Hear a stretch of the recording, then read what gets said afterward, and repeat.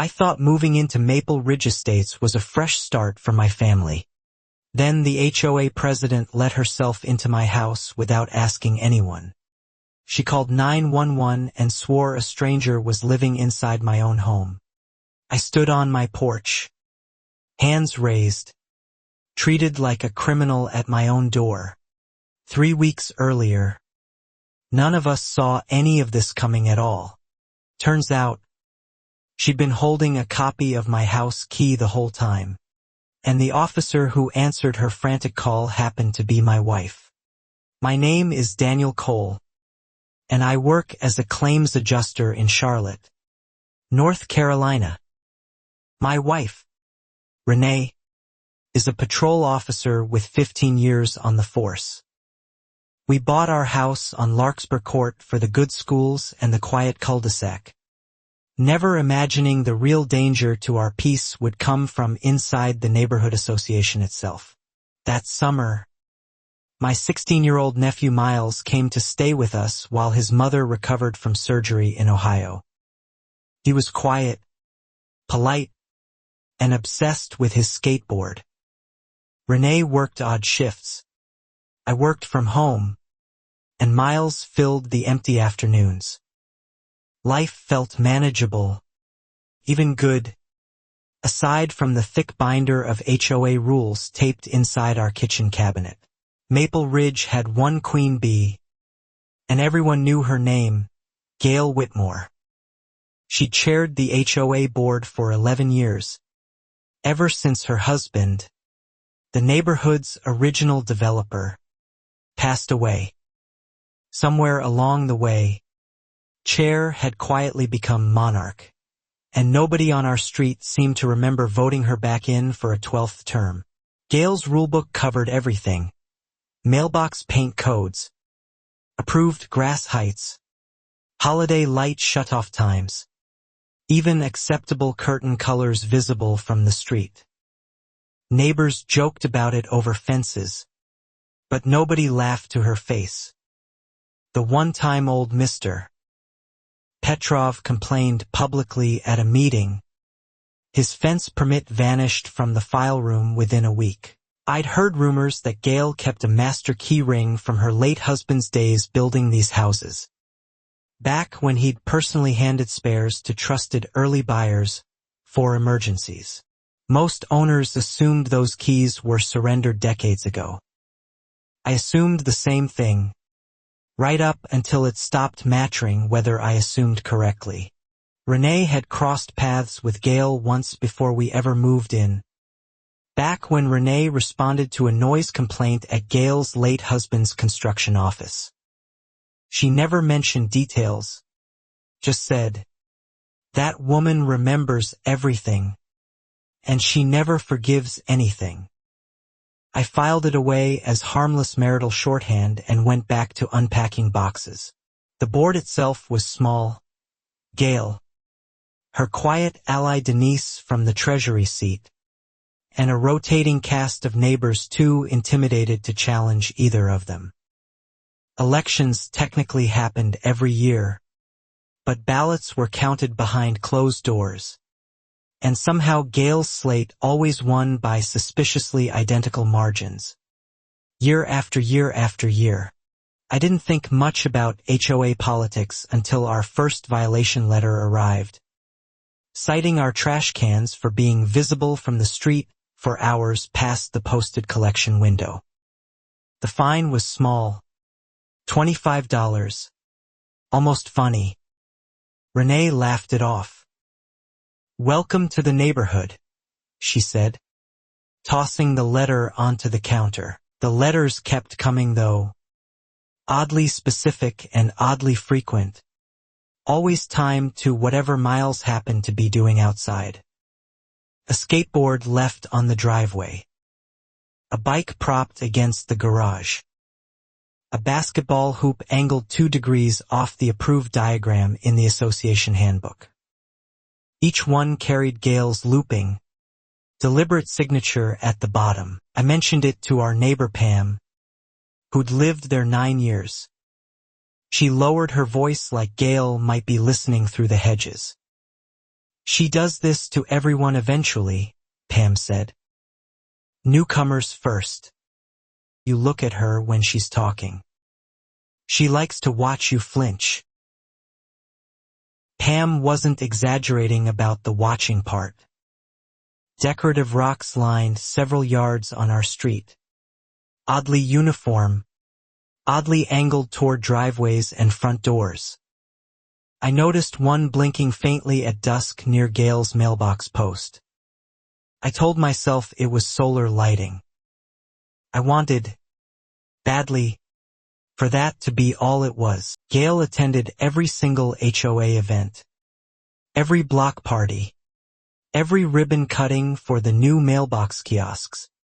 Always dressed like she was hosting a garden show rather than governing 42 suburban households. She smiled constantly. Her smile never once reached her eyes when she looked at Miles skating past her lawn on his way home from school. One afternoon she stopped me at the mailbox, complimenting our landscaping in a tone that somehow felt like an inspection report. "You've settled in nicely," she said, eyes flicking toward our garage door. "Though I do hope that young man understands our noise ordinances. Skateboards can be so disruptive to a peaceful community. Don't you think?" I told her Miles was quiet, respectful, and only skated during daylight hours on our own driveway. Gail's smile widened by exactly 1 degree. "Of course," she said. "I just like to know who's really living in each house. It helps me keep everyone accounted for." Stuck with me longer than it should have. Renee came home from a night shift to find another envelope taped to our door. This one warning about unauthorized long-term guests, potentially violating our HOA's residency disclosure clause. Renee read it twice, jaw tightening. "She's talking about Miles," she said flatly. "She's implying we're hiding someone. That's not a landscaping complaint anymore. That's something else." I called the property management company listed at the bottom of the letterhead, hoping for a neutral third party. The woman who answered sighed before I even finished my sentence. "Ma'am, sir. I mean Mrs. Whitmore handles violations independently now. We just process the paperwork she sends over." Independently meant nobody was actually checking her. The first real spark came on a Tuesday, when Miles left his skateboard leaning against our own mailbox post for exactly 40 minutes while he showered. Gail photographed it from 3 different angles, according to the violation notice that appeared by dinner time, complete with timestamps proving she'd stood on our property line to get the shot. Renee, off-duty and exhausted, met Gail at the mailbox the next morning before I could stop her. "You're documenting a teenager's skateboard like it's evidence," Renee said evenly.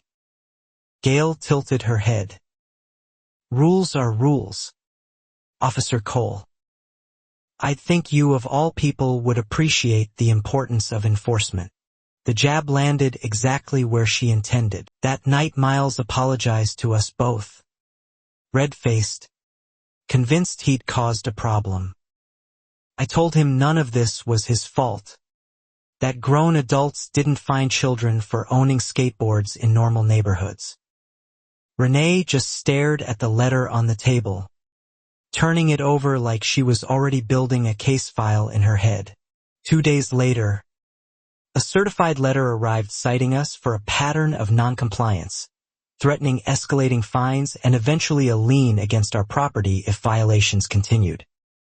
$25 had somehow become a legal threat involving our home's title. I read it 3 times before I understood Gail wasn't playing petty games anymore. She was building leverage. I brought the letter to the next HOA meeting, expecting reasonable neighbors to back me up. Instead, 12 people sat in near silence while Gail explained, calmly and reasonably, that consistent enforcement protects everyone's property values. Only Pam met my eyes afterward, mouthing, "I told you," as she gathered her purse and hurried out first. Denise, the treasurer, cornered me by the coffee urn afterward. "Just pay the fine and keep your head down," she whispered. "It's easier that way. Trust me." I asked her what happened to people who didn't keep their heads down. She didn't answer. Empty chair and walked away quickly. Miles started staying indoors more. Embarrassed. Convinced the whole street was watching him now. I hated seeing a good kid shrink himself to avoid an adult's pettiness. Renee hated it more. She started parking her patrol car in our driveway on her days off, marked cruiser and all, just to see if Gail would still risk another letter. Gail did not send another letter. Instead, she started walking her small dog past our house 4 times a day instead of once, always slowing at the exact moment Miles stepped outside. It wasn't a violation. It wasn't anything I could report. It was just presence. Deliberate and constant, like she wanted us to feel watched at all times. One evening I found the same blinking rock from Pam's yard now sitting at the edge of ours, half hidden in the mulch bed near our front steps. I picked it up. Should be, with a faint seam running along its underside. I set it back down exactly where I'd found it. I mentioned the rock to Renee, who examined it under her phone's flashlight without touching it directly. "That's a camera housing," she said quietly. "Consumer grade, probably battery powered, motion activated." She didn't sound surprised. She sounded like a cop cataloging evidence for a case she hadn't officially opened yet, filing details away for later. We didn't confront Gail about the rock immediately. Renee wanted proof of who'd placed it and where the footage went before tipping our hand. "People like her always overreach eventually," she told me. "The key is patience. Let her think she's winning. Being careful." I trusted her instincts completely. Meanwhile, the fines kept accumulating on paper, though we hadn't paid a single one. A letter arrived referencing an upcoming board vote on delinquent account remedies, language vague enough to feel threatening without saying anything specific. I researched our state's HOA lien laws that night and didn't sleep particularly well afterward. Staring at the ceiling, Pam finally opened up over coffee, telling me about the Hendersons, a family who'd moved out 2 years earlier after a nearly identical pattern of escalating fines, mysterious footage, and a lien threat that eventually became real. "They just left," Pam said. "Sold at a loss rather than fight her. Nobody blamed them for it." I asked Pam why nobody had ever organized against Gail, given how many people apparently had similar stories.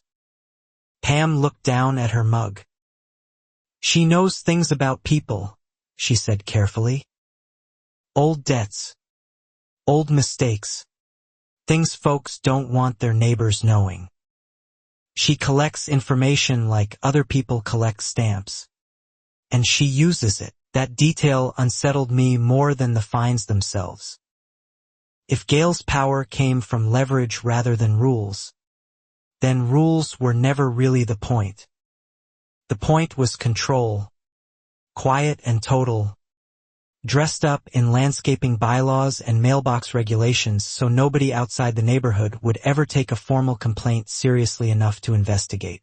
Renee started quietly pulling public records on Gail's HOA finances through a friend at the county clerk's office. Strictly off-duty. Strictly as a private citizen exercising her right to review public association filings. What she found in the preliminary numbers made her go very still at the kitchen table one night, scrolling silently for almost an hour. "The reserve fund doesn't match the annual reports," she finally said, turning her laptop toward me. Numbers that should have shown steady growth from mandatory dues instead showed strange dips every autumn, always corresponding with vague line items labeled maintenance contracts, paid to a company neither of us had ever heard mentioned at any meeting. We didn't have proof of anything criminal yet, only irregularities that could still have innocent explanations. Renee insisted we move carefully, gathering documentation rather than accusations. Meanwhile, the fines against our household crossed the $300 mark, and a new letter arrived threatening a formal lien filing within 30 days if we remained non-compliant. Miles offered, guiltily, to just stop skateboarding entirely to make the problem disappear. I told him no child should have to shrink his entire childhood because an adult decided to weaponize a homeowners association. Renee agreed, adding that giving Gail what she wanted now would only teach her the tactic worked, inviting worse behavior later. The lien threat escalated further when Gail personally showed up at our door one Saturday morning, clipboard in hand, requesting to conduct an interior compliance walkthrough she claimed was authorized under our HOA covenant. I told her no such walkthrough clause existed in any document I'd signed. Her smile flickered, just barely, before resetting completely. "I have the original covenants from my husband's time," she said smoothly. "Amendments get added over the years. I'll email you the updated version."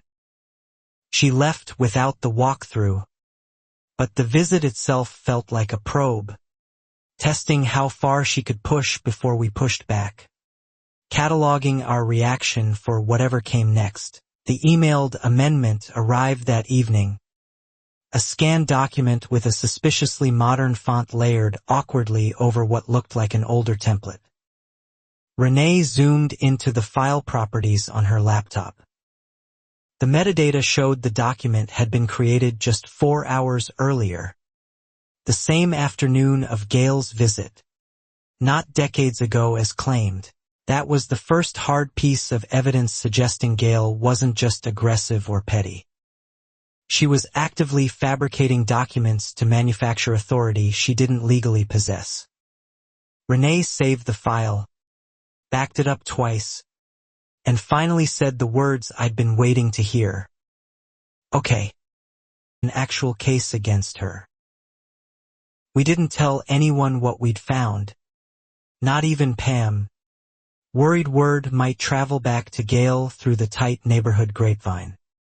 Instead, Renee quietly reached out to a county records specialist she trusted, asking how to formally request the HOA's original 1998 founding covenant on file with the state. The real, unaltered version. The wait for records took nearly 2 weeks, during which Gail seemed to sense something had shifted. Her nightly dog walks past our house doubled again. The blinking rock camera reappeared, moved 3 feet closer to our porch steps. And a new fine arrived for an unregistered vehicle, meaning Renee's marked police cruiser itself. Renee laughed out loud reading that one. "She's fining a police vehicle for existing in her neighborhood," she said, shaking her head. "She really doesn't think anyone can touch her." I wasn't laughing. Something about Gail's escalating boldness in the face of obvious surveillance made me increasingly certain she believed she was untouchable. And maybe she was. The real county covenant finally arrived by certified mail. 26 pages. Notarized and dated correctly to 1998. Nowhere in it did any interior walkthrough clause exist. Nowhere did it grant the HOA president unilateral authority to fine emergency vehicles or conduct surprise inspections. Gail's amendment was fabricated, plainly and provably, in black and white. We debated confronting her directly with the real document. But Renee argued for patience once more. If she knows we have this, she'll destroy evidence, cover tracks, maybe even resign quietly and disappear before facing real consequences, she said. Let's find out how deep this actually goes first. This might be bigger than us. Miles, meanwhile, had started keeping a nervous tally of every fine, every letter, every strange interaction, without either of us asking him to. I just don't want this to be my fault, he told me one night. I sat with him a long time, explaining that grown adults sometimes built entire wars out of nothing. The following week, Denise, the treasurer, resigned from the board abruptly, citing personal reasons in a 2-line email forwarded to all residents. No farewell meeting, no transition plan, nothing. Pam texted me immediately. That's not normal, she wrote. Denise has been on that board 8 years. Something happened. Carefully right now. I tried reaching Denise directly, hoping she might explain what triggered such a sudden departure. She didn't answer calls, but she did send one brief text back. I can't talk about HOA business anymore. Please be careful. Questions. And she doesn't like being questioned. Then her number stopped responding entirely. Renee's off-duty digging revealed something else troubling. Property records showed Gail's own home, the largest on the street, had an active foreclosure filing from 18 months earlier, later resolved through a private refinance nobody in the neighborhood knew about. The Queen of Maple Ridge was, quietly, drowning in debt she'd hidden from everyone. That explained, suddenly, the missing HOA reserve funds and the vague maintenance contracts. If Gail had been diverting association money to cover her own financial collapse, the fines against residents weren't really about compliance at all. They were about desperation, disguised behind bylaws, a woman trying to bail out her sinking ship with everyone else's dues. I felt an odd mix of anger and something almost like pity, quickly buried under the memory of Miles hiding his skateboard out of fear. Whatever drove Gail's behavior, her methods had real victims. Families she'd pushed out, kids she'd frightened, neighbors too scared to speak up. Understanding her motive didn't excuse a single thing she'd done. Renee began compiling everything methodically. The fabricated covenant, the reserve fund discrepancies, the foreclosure filing, screenshots of surveillance footage locations, and a growing timeline of harassment specifically targeting our household. She wasn't building this for a casual neighbor dispute anymore. She was building it like a case file meant for a courtroom. Gail, unaware of exactly how much we'd already uncovered, escalated again, this time sending a notice announcing a special emergency board meeting to vote on removing non-compliant households from the community, a measure with no clear legal basis but plenty of intimidating language designed to frighten residents who didn't know their actual rights. Pam called me in a panic after receiving her own copy. She's basically threatening to force people out, Pam said. Half the street thinks this is real. Nobody's questioning whether she can actually do it. I told Pam we finally had proof Gail couldn't do half of what she claimed. Pam went very quiet. Would you actually say that at the meeting? Pam asked eventually. I hesitated, glancing at Renee across the room. Going public meant tipping our hand before we fully understood the financial fraud angle. But letting Gail terrorize the whole street unchallenged for even one more week suddenly felt like the worst of two very real risks. Renee made the call. "The meeting," she said. "We let her make her play publicly, in front of witnesses. Then we counter with documentation she can't spin. Half measures now, just give her time to destroy records." I agreed, though the coming days felt unbearably long, waiting for a fight we knew was coming. In the meantime, Gail's presence around our house grew almost theatrical. She stood at the end of our driveway one afternoon, simply watching, arms crossed, saying nothing, for nearly 10 full minutes before walking away. Miles found it more unsettling than any fine. "She looks at me like I'm already guilty of something," he said quietly. I finally sat Miles down and told him the truth about what Renee and I had discovered. The fabricated document, the missing funds, the foreclosure. He deserved to know none of this was really about him or his skateboard.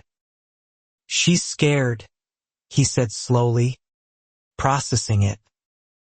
Scared people do scary. That insight, coming from a 16-year-old, stuck with me longer than I expected. It didn't excuse Gail's cruelty, but it reframed her tactics as something more human and more dangerous.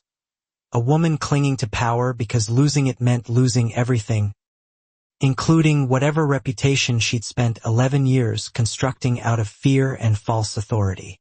3 days before the emergency meeting, our home's exterior camera, one Renee had quietly installed weeks earlier for exactly this reason, captured Gail walking directly up our driveway at 11 p.m. Our front door. Tried the handle once, found it locked, and left without knocking, glancing around like she expected no witnesses. Renee watched the footage twice, expression unreadable.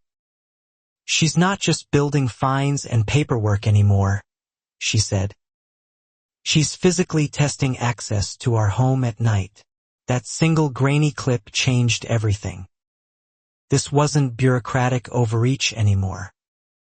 This was a woman rehearsing something, and we both suspected exactly what that something might be. We debated calling the non-emergency police line immediately, but Renee worried a report without an actual break-in might get filed and forgotten, giving Gail a heads up that we were watching closely.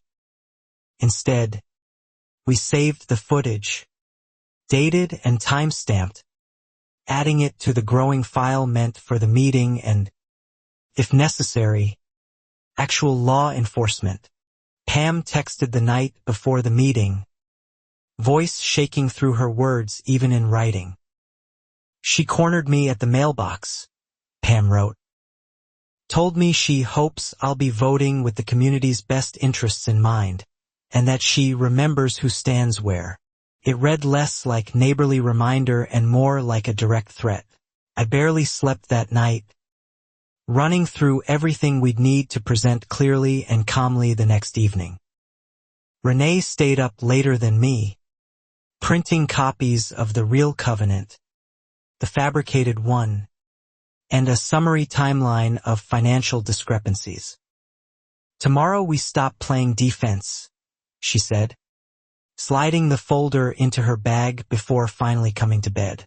The morning of the meeting, another letter arrived, almost comically timed, formally announcing our household's placement on a final notice list ahead of lien proceedings, citing our history of noncompliance and hostile conduct toward association leadership. Hostile conduct, apparently, meant discovering that leadership had been lying to an entire neighborhood for years. Miles asked if he could attend the meeting too, insisting he wanted to see this through rather than hide from it any longer. Renee looked at him for a long moment before nodding. "You've been the target of half her nonsense," she said. "You've earned the right to watch her answer for it in person." Word had apparently spread beyond our household that something significant might happen that night. Pam mentioned several neighbors, including the Hendersons' old friends who'd stayed behind, planned to attend for the first time in years. Drawn by rumors that someone was finally prepared to challenge Gail's authority openly instead of quietly complying like everyone else. Gail, for her part, seemed to sense a shift in atmosphere too. She sent a final pre-meeting email insisting attendees keep discussion civil and factual. Language clearly aimed preemptively at anyone who might arrive with. That afternoon, Renee received an unexpected call from Denise, the resigned treasurer, finally willing to talk. "I kept quiet because I was scared of losing my house too," Denise admitted. "Gail told me she'd make an example if I ever spoke up. I have documents. I'll bring them tonight if you want." Denise's sudden willingness to testify felt like the turning point we'd been quietly hoping for since Renee first noticed the reserve fund discrepancies. A resigned treasurer with original financial records carried far more weight than outside speculation ever could. For the first time, I felt something shift from anxious dread toward genuine, cautious confidence. I spent the afternoon organizing the folder Renee had prepared, adding printed screenshots of the fabricated covenant's metadata, time-stamped surveillance clips, and the county's certified original document side by side for easy comparison. Miles helped, quietly numbering pages, taking the task seriously in a way that made me proud of how he'd handled everything. As evening approached, Renee changed out of her uniform into plain clothes, insisting she wanted to attend as a resident and a wronged party first, an officer second, at least for the initial confrontation. "I don't want this looking like intimidation," she said. "I want this looking like the truth, standing entirely on its own evidence." We walked to the community clubhouse together as a family, folder tucked under Renee's arm, Miles walking slightly ahead with his shoulders back for the first time in weeks. The parking lot was fuller than usual. Word had clearly traveled. Whatever happened inside tonight, it seemed the whole street had shown up to witness it. Gail stood at the front of the room when we entered, clipboard in hand, dressed immaculately, already smiling at the unusually large crowd like she expected nothing but another easy, uncontested meeting. She had no idea, not yet, that the folder under Renee's arm contained enough documented fraud to end her reign that very night. To our surprise, the meeting opened almost cordially. Gail ran through routine landscaping updates, budget summaries carefully worded to avoid specifics, and a proposal for new holiday decoration guidelines. For nearly 20 minutes, everything felt disarmingly normal, as though the coming storm might somehow dissolve into another ordinary evening of trivial suburban bureaucracy. Renee didn't raise the folder immediately. She waited, watching Gail work the room with practiced charm, complimenting residents by name, deflecting minor complaints smoothly. "She's good at this," Renee whispered to me. "That's exactly why nobody's stopped her sooner." Confidence reads as legitimacy to people who don't know to look closer. Pam, seated near the back, kept glancing nervously between us and Gail, clearly unsure whether tonight would bring the confrontation she'd been quietly hoping for. Denise slipped in late, sitting alone near the exit, an envelope visible in her lap. Gail spotted her too, and for just a moment, her composure flickered slightly. The agenda moved toward delinquent accounts, and Gail's tone shifted, colder and more clipped. She read our address aloud among a short list flagged for potential lien action, describing us vaguely as residents unwilling to engage productively with association guidelines. A few neighbors exchanged uncomfortable glances, clearly uneasy but still unwilling to interrupt her. That was the opening Renee had been waiting for. She stood, calm and steady, folder in hand. "I'd like to respond to that characterization directly," she said, voice carrying easily across the quiet clubhouse. Gail's smile held, barely, as she gestured permission with the practiced patience of someone certain she still controlled the room. Renee began methodically, describing the original violation notices, the escalating fines targeting a 16-year-old skateboard, and the sudden emergency inspection request citing an amendment she then held up for the room to see. "This document," she said, "was allegedly written 20 years ago. Its file metadata says it was created 4 months ago." A murmur rippled through the room.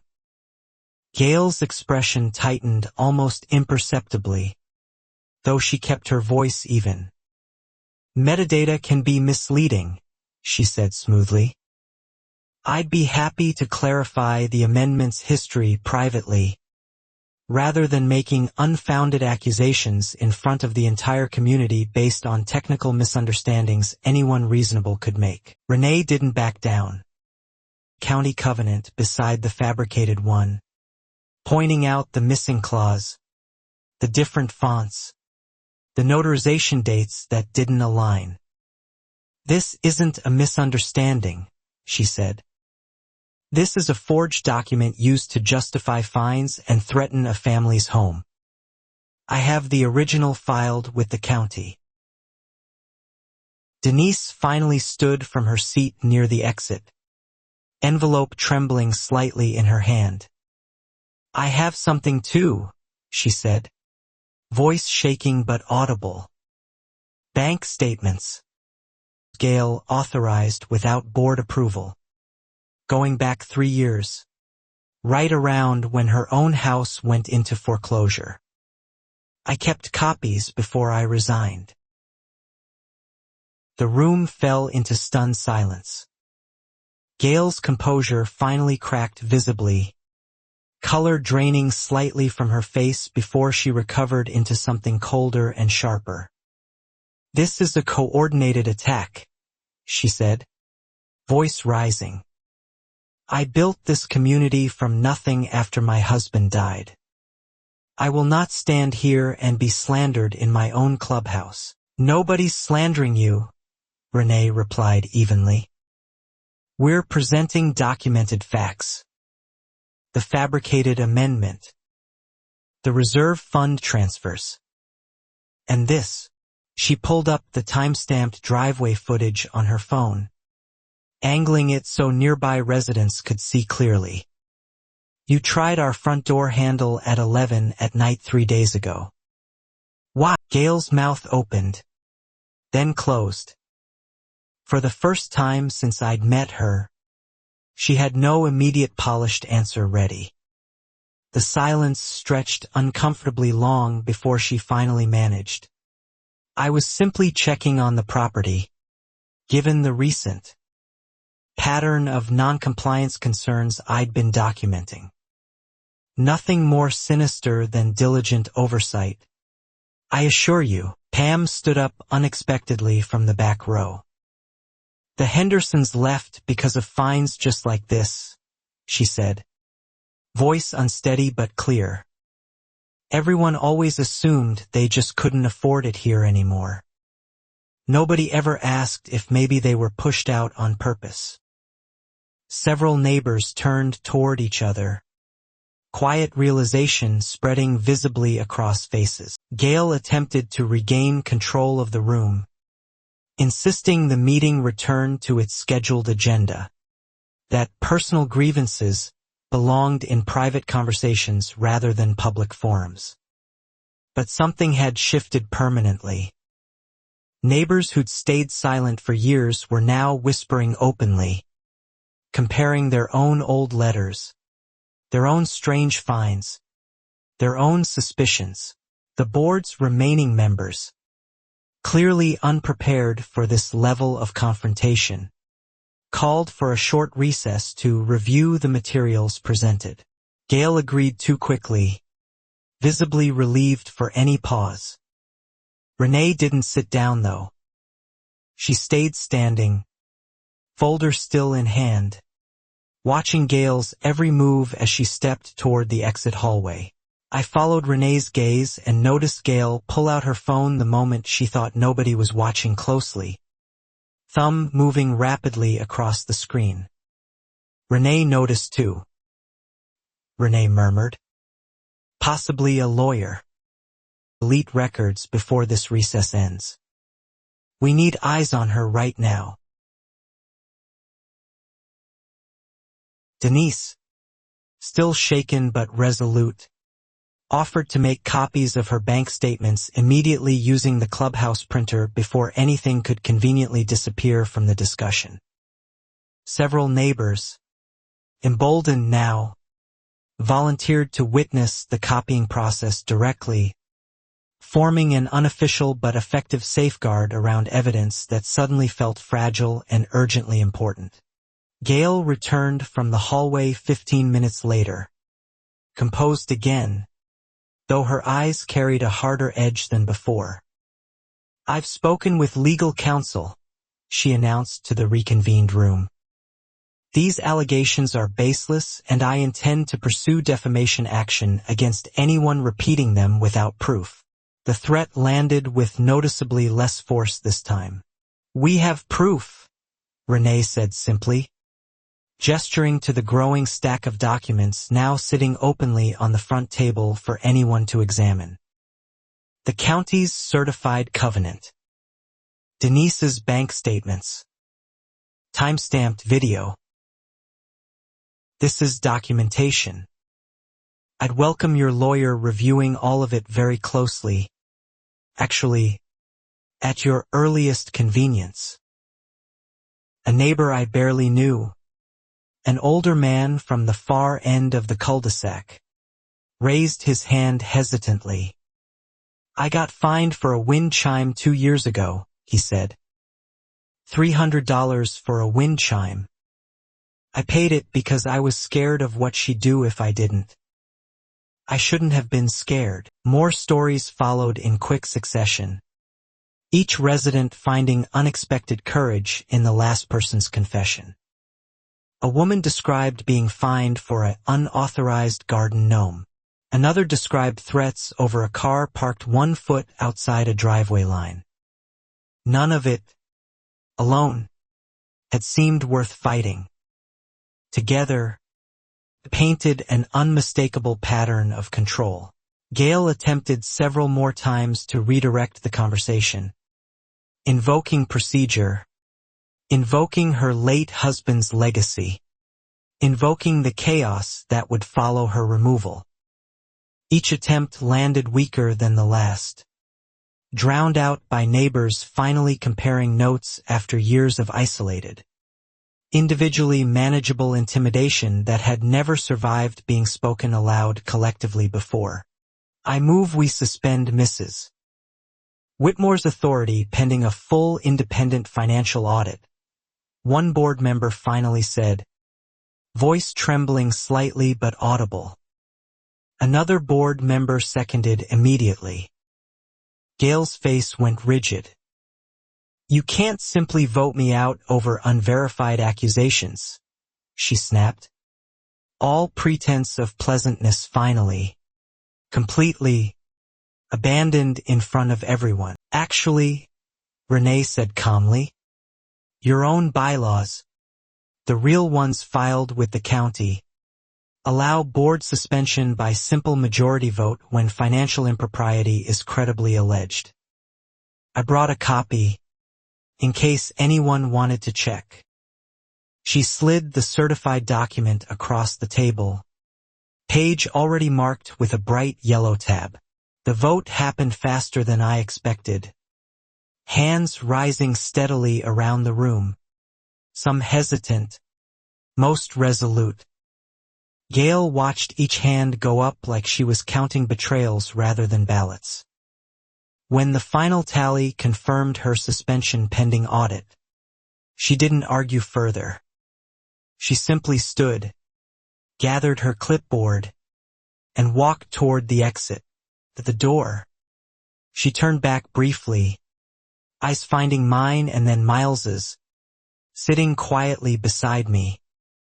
"This isn't over," she said quietly, just loud enough for our row to hear. "I built this community. I decide when I'm finished with it."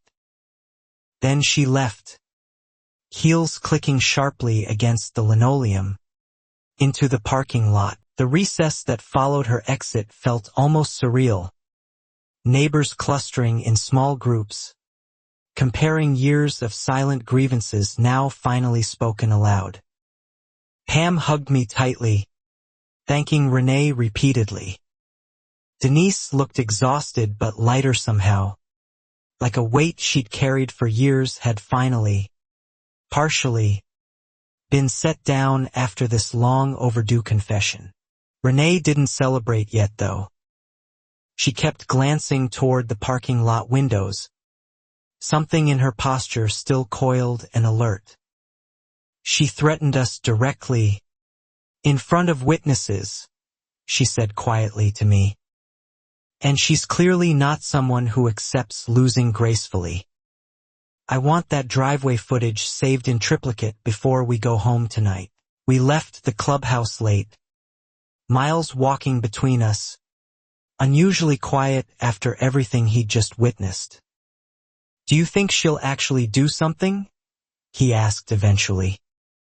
I didn't have a reassuring answer ready. "Renee did," she said. "We'll be ready this time. We're not caught off guard anymore. Not after tonight." The interim board scheduled an independent forensic audit within the week, a formality given how much documentation Denise had already provided voluntarily. Gail, meanwhile, went uncharacteristically quiet. No letters, no dog walks past our house, no blinking rocks reappearing in fresh locations. The silence felt less like surrender and more like recalculation. Pam texted a few days later, mentioning Gail's car hadn't left her driveway in almost 72 hours straight. "Maybe she's finally realizing how much trouble she's actually in," Pam wrote. Renee wasn't so optimistic. "People like her don't quietly accept consequences," she replied. "They either negotiate, disappear, or escalate. Watch for escalation." The audit results arrived faster than anyone anticipated, revealing nearly $40,000 diverted from the HOA reserve fund over 3 years, routed through a shell maintenance company that traced back, through a chain of paperwork, directly to accounts controlled by Gail's late husband's old construction business, still technically active under her name. Interim board members debated whether to involve law enforcement formally or handle everything through civil channels quietly, hoping to avoid embarrassing publicity for the neighborhood. Renee, speaking now clearly as both a resident and an off-duty officer familiar with fraud statutes, encouraged them strongly to file a formal report rather than sweep it away. "This isn't just an HOA dispute anymore," she told the board directly. "Diverting association funds while fabricating legal documents to justify harassment and threatened liens crosses into actual criminal territory. If you don't report it, and she does this again to someone else, That responsibility falls partly on whoever decided silence was easier. The board ultimately agreed, filing a formal complaint with the County District Attorney's Fraud Division, attaching the forensic audit, Denise's original bank statements, and the fabricated covenant document as supporting evidence. Renee submitted the driveway footage separately, through proper channels, ensuring everything followed procedure precisely enough to withstand any legal challenge later. Word spread through the neighborhood quickly once the fraud complaint became semi-public knowledge among board members. Neighbors who'd stayed quiet at the meeting suddenly found their voices entirely, sharing old fines, old threats, old confrontations openly on the community message board for the first time in over a decade of collective, unspoken intimidation. Gail broke her silence with a lengthy email addressed to the entire Maple Ridge family, insisting the fraud allegations were a misunderstanding of complicated financial arrangements made during a difficult period following her husband's death. Few residents responded publicly. Several privately forwarded the email straight to Renee, unprompted, apparently no longer trusting Gail's version of events. 3 days later, a process server arrived at Gail's house delivering formal notice of the fraud investigation. Pam, watching from across the street, texted updates in real time.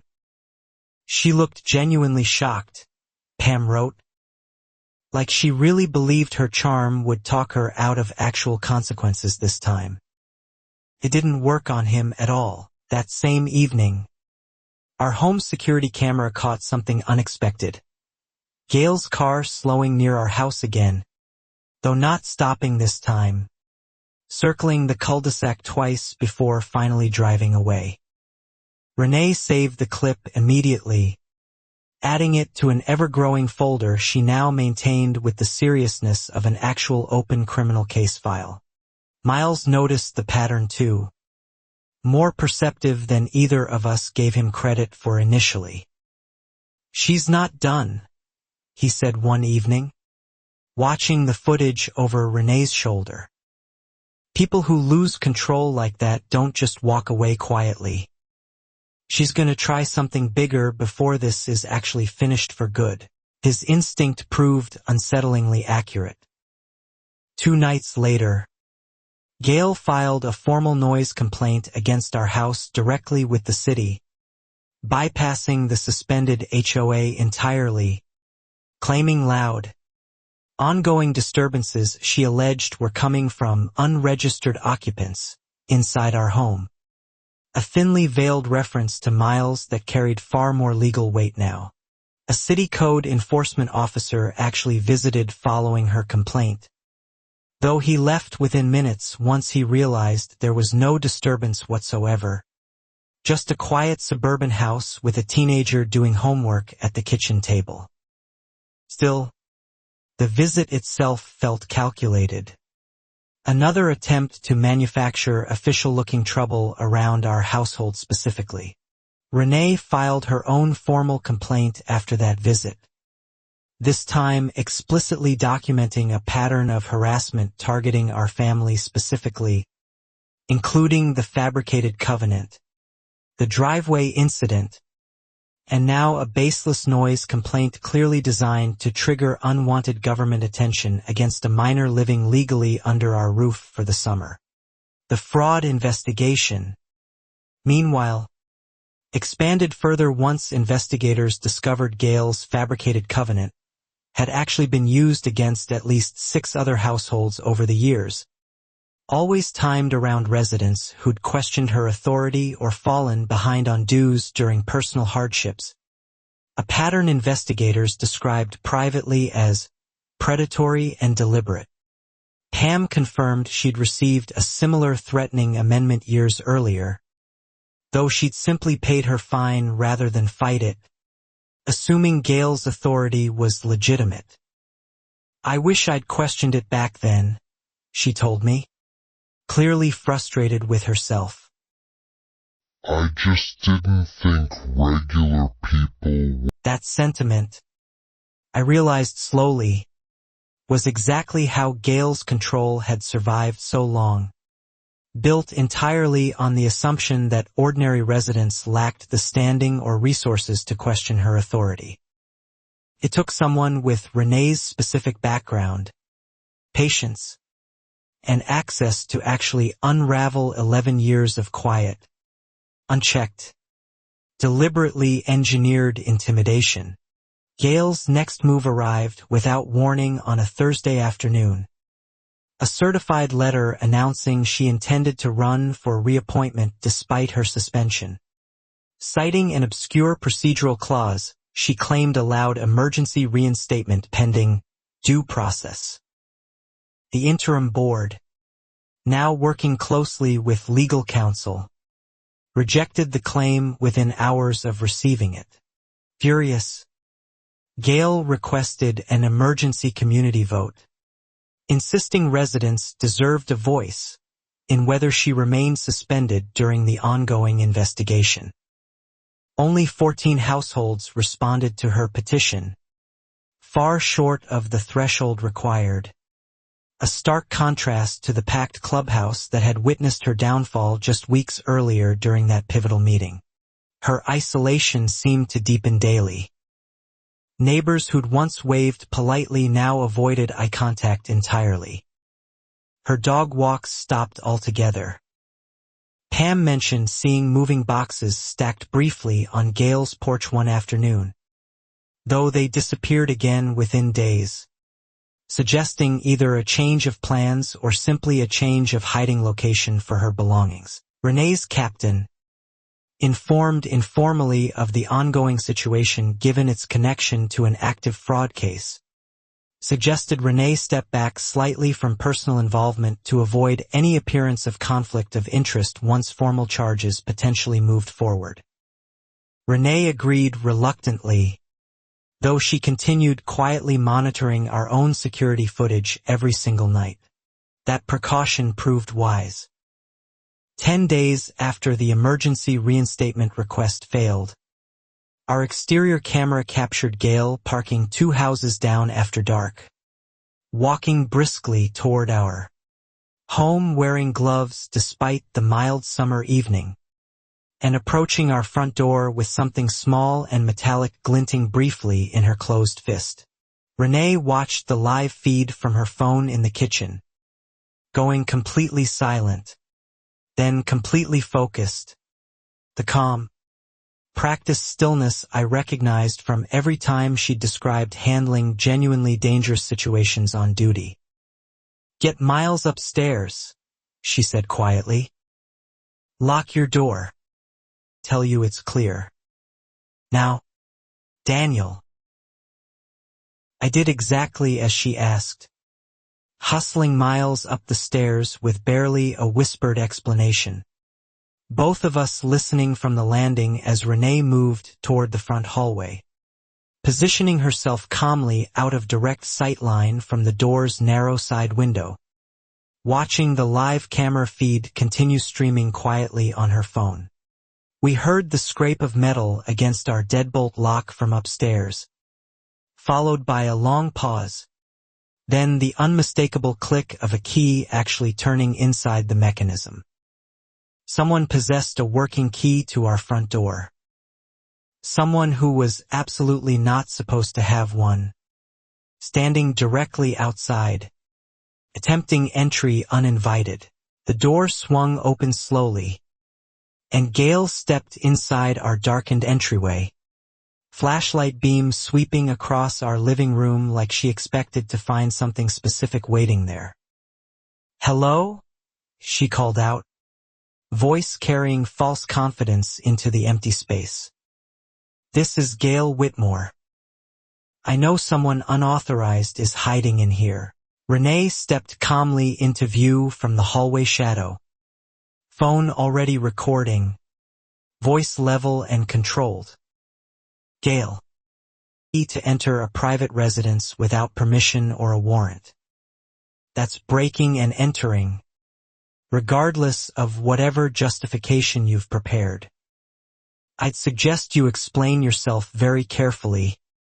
Right now. Immediately.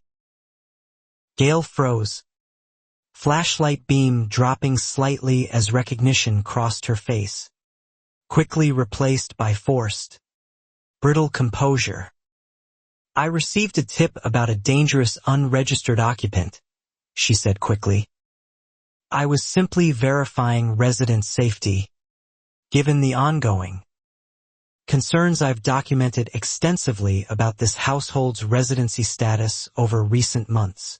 You called 911 before entering, didn't you? Renee said. Not really a question.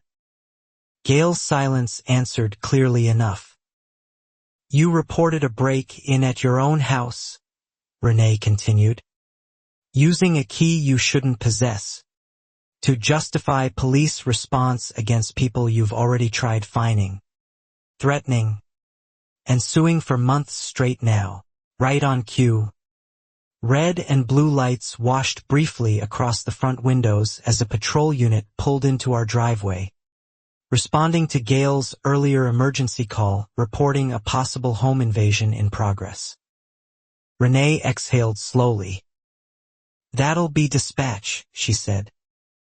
Perfect timing. Actually, let's clear this up properly. Officially. Right now. I came downstairs cautiously once Renee gave the signal, finding Gail standing frozen in our entryway, flashlight still in hand, key ring visible on the small table where she'd apparently set it down without thinking.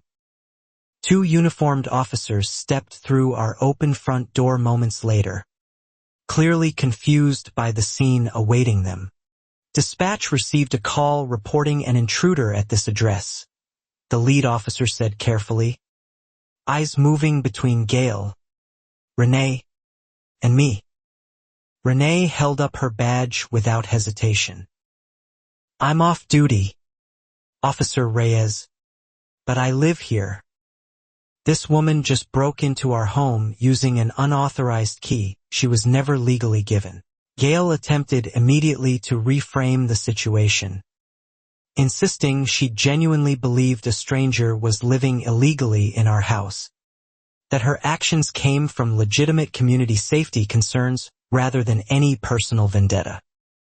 Officer Reyes listened politely, though his expression grew increasingly skeptical the longer Gail's explanation stretched on unconvincingly. Ma'am, where did you obtain a key to this residence? Reyes asked directly. Gail hesitated visibly before answering. My late husband developed this neighborhood, she said. He kept master keys for emergencies, back before homes changed ownership multiple times. I simply of them. It was an administrative oversight, nothing more. That's not how master keys work. Ma'am, Reyes replied evenly. And using one to enter an occupied residence without consent, then falsely reporting an intruder to trigger police response, isn't an oversight. That's a serious crime. He glanced toward Renee. Would your household like to press charges? Renee looked at me first, then toward the stairs where Miles stood quietly listening from the landing, having crept down partway despite our earlier instructions. Yes, she said clearly. We'd like to press charges.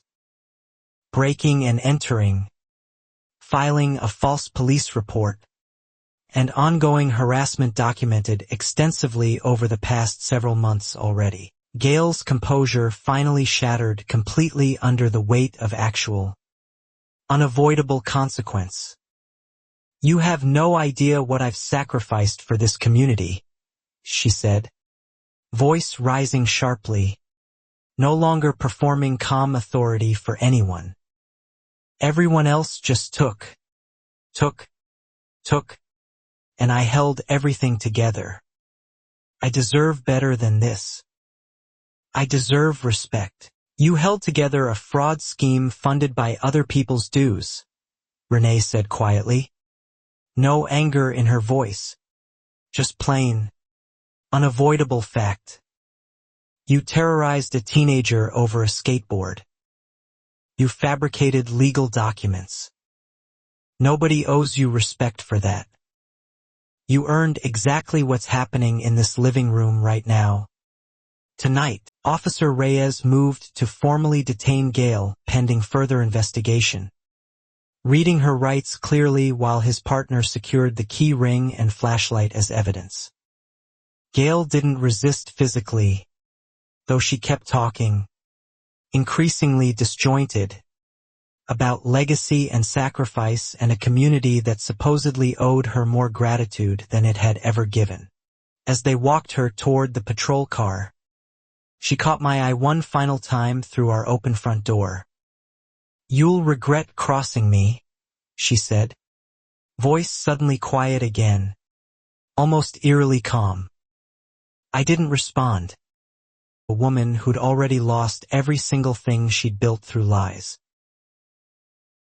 The neighborhood woke the next morning to find Gail's arrest already circulating through group chats and community message boards, details spreading faster than any official statement could contain. Pam called before 9, breathless. Is it true? She asked. Breaking in? Call? I heard she actually had a key this whole time. I confirmed everything, watching through our front window as several neighbors gathered cautiously near Gail's driveway, whispering, some visibly shaken by how close the danger had actually come to any one of their own front doors over the years, given how casually she'd apparently used her hidden keys before. The interim board called an emergency session that same afternoon, formally removing Gail from any remaining association role and voting unanimously to change every single lock in the neighborhood's common areas, along with requesting all residents rekey their front doors immediately as a precaution against any additional keys still floating around unaccounted for. Denise, present again despite everything, offered to help coordinate contractor scheduling for the rekeying effort, a small but meaningful gesture toward repairing the community trust her earlier silence had inadvertently helped Gail exploit for years. I should have spoken up so much sooner, she told me quietly. I'm sorry it took this long. I told her I understood the fear that kept her silent, having felt a smaller version of it myself these past months. Fear, deliberately cultivated by someone in a position of trust, wasn't something to feel ashamed of surviving. The shame belonged entirely to the person who'd built an entire kingdom out of manufacturing that fear. Miles, meanwhile, processed the whole ordeal with a resilience that impressed me more each passing day. I kept thinking it was somehow my fault, he admitted one evening. Like if I'd just been quieter, none of this would have happened. I told him firmly that adults who abuse power never actually need real provocation to justify it. The district attorney's office confirmed formal charges within the week: breaking and entering, filing a false police report, embezzlement of association funds, and document fraud. Each charge building on evidence Renee and the forensic auditors had painstakingly assembled over the preceding months of quiet, careful, methodical investigation into Gail's decade of control. Gail's bail hearing drew a surprising number of Maple Ridge residents, curious and cautiously hopeful the ordeal might finally be reaching some real resolution. She appeared pale and diminished, nothing like the commanding figure who'd once dictated mailbox colors and curtain shades with absolute, unquestioned authority over an entire suburban street. Her lawyer argued for leniency, citing her age, her widowhood, her supposed decades of community service. The judge, reviewing the forensic audit and fabricated documents personally, seemed unmoved. Bail was set considerably higher than her attorney requested, reflecting the judge's own assessment of flight risk given the scale of documented fraud involved. Outside the courthouse afterward, Pam hugged Renee tightly, tears finally spilling after months of quiet fear. "You didn't just save your own house," she said. "You saved this whole street from someone none of us knew how to stop alone." Renee accepted the gratitude gracefully, though she insisted the real credit belonged to everyone who'd finally spoken up. The forensic audit's final numbers, released publicly once charges were confirmed, revealed the embezzlement had actually exceeded initial estimates significantly, closer to $60,000 once older. Previously overlooked transactions surfaced during deeper investigation. Association dues residents had paid faithfully for years, had quietly funded Gale's private financial rescue instead of shared community improvements.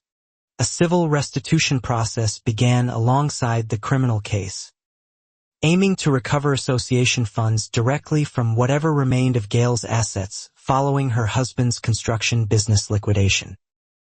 It wouldn't cover everything lost, but it represented accountability the neighborhood had never previously believed possible against someone so entrenched in unquestioned local authority. Meanwhile, our own household finally exhaled after months of accumulated tension.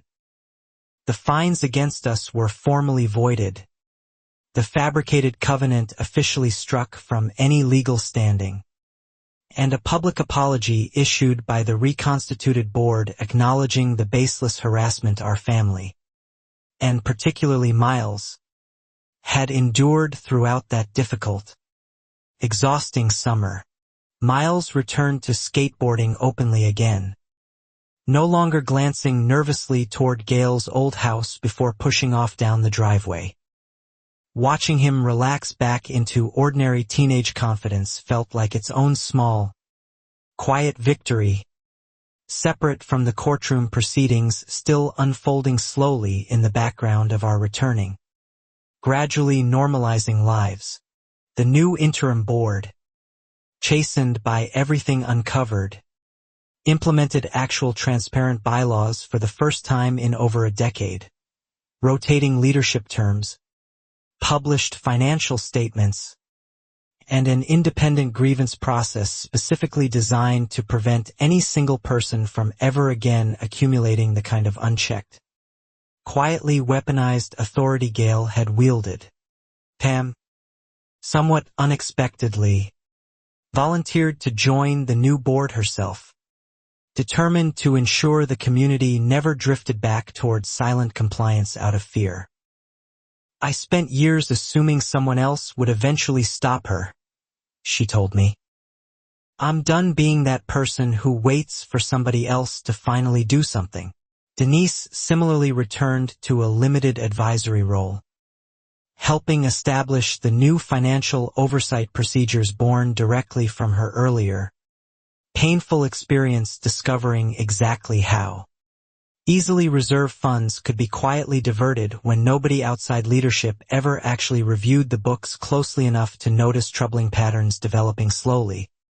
Year over year, Renee received a quiet commendation from her department for the off-duty diligence and restraint she'd shown throughout the investigation, careful never to misuse her position, while still applying exactly the patient, methodical skills that made her genuinely excellent at her actual job protecting people from exactly this kind of predatory abuse of power. I found myself reflecting often on how close things had come to going differently, how many families before us had simply paid their fines, packed their boxes, and left without ever fully understanding why, or realizing they'd had every legal right to fight back against fabricated authority all along, if only someone had shown them how.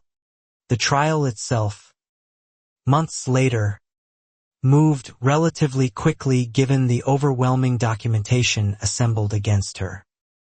Gail's attorney attempted various defenses, framing her actions as misguided community devotion rather than calculated fraud and harassment.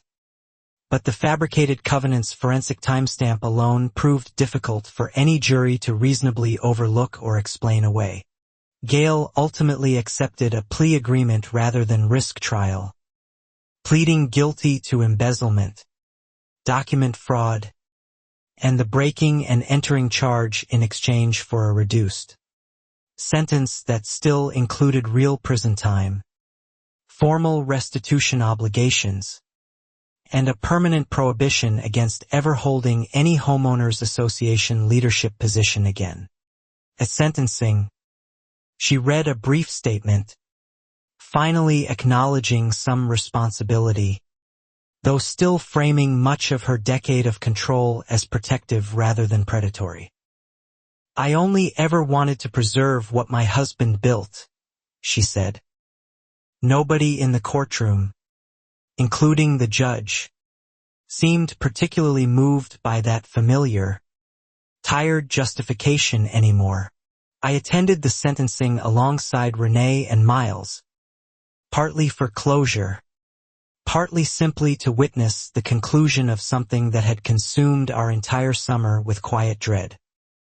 Watching Gail let out afterward, considerably smaller and less commanding than the woman who'd once made an entire street flinch, felt strangely anticlimactic, yet deeply satisfying. Miles asked afterward whether I felt sorry for her at all.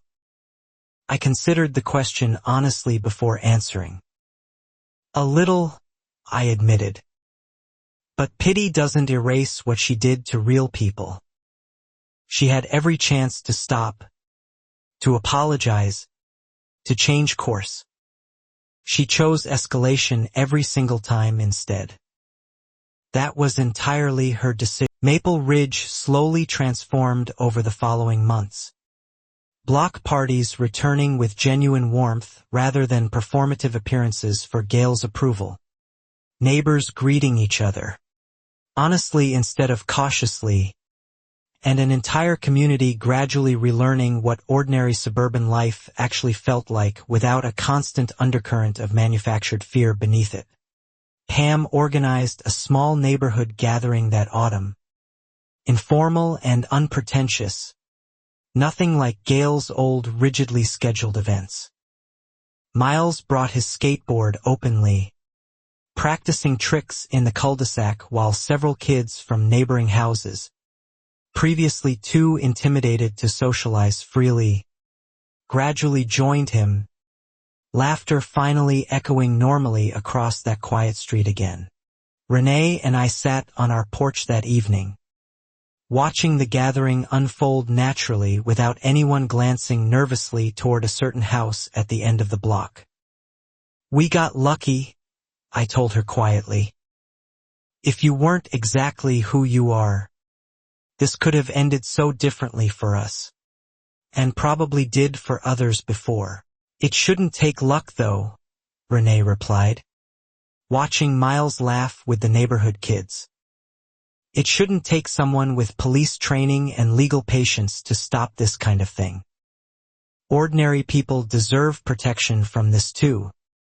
Automatically, built into the systems that are supposed to serve them, not despite those systems." That thought stayed with me, eventually pushing us both toward something neither of us initially planned. Speaking occasionally now at community workshops on tenant and homeowner rights, sharing our own story alongside practical guidance about verifying HOA authority, requesting certified governing documents, and recognizing fabricated overreach before it ever escalates dangerously. Denise, still finding her own way back from years of complicit silence, eventually reached out to the Hendersons, the family who'd left Maple Ridge years earlier under nearly identical pressure. They'd never fully understood why they'd been targeted so specifically. Denise's call finally gave them answers, along with a long overdue, genuine apology. The Hendersons, upon learning the full truth, joined the civil restitution claim against Gail's remaining assets, adding their own documented losses to the growing list of harm finally being formally acknowledged. It wasn't full justice. Not entirely, but it represented something they'd been denied for years.